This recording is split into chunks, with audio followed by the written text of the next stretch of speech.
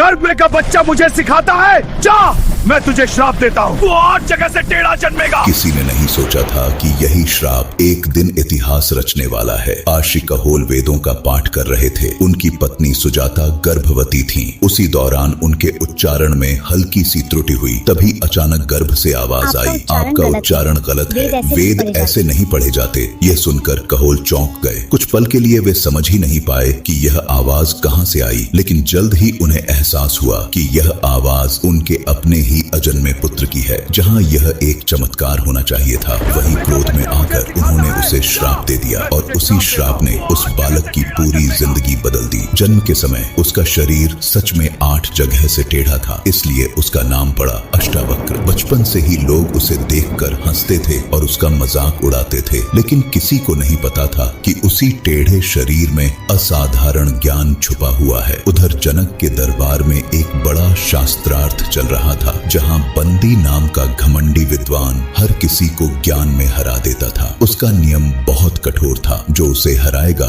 उसे 1000 स्वर्ण मुद्राएं मिलेंगी और जो हारेगा उसे नदी में डुबो दिया जाएगा। एक एक करके बड़े बड़े पंडित हारते गए और इसी शास्त्रार्थ में अष्टावक्र के पिता आर्षि कहोल भी पहुंचे। उन्हें विश्वास था कि वे जीतेंगे, लेकिन बंदी के सामने उनका ज्ञान कम पड़ गया और वे भी हार गए। नियम के अनुसार उन्हें भी नदी में डुबो दिया गया। समय बीतता गया, अष्टावक्र बड़े हुए और एक दिन उन्हें सच्चाई पता चली कि उनके पिता को शास्त्रार्थ में हराकर नदी में डुबो दिया गया था। यह सुनते ही उस बालक के भीतर एक संकल्प जाग उठा, जिसे दुनिया उसके शरीर के कारण कमजोर समझती थी। उसी ने निश्चय किया, मैं उस बंदी को हराऊंगा और अपने पिता को वापस लेकर आऊंगा। सिर्फ 12 साल की उम्र, 8 जगह से टेढ़ा शरीर, लेकिन हौसला अटूट। और फिर वह चल पड़ा अपने जीवन की सबसे बड़ी लड़ाई के लिए, जानका के दरबार की ओर, जहां उसका सामना होने वाला था घमंडी विद्वान बंदी से। आगे की कहानी है पार्ट 2 में।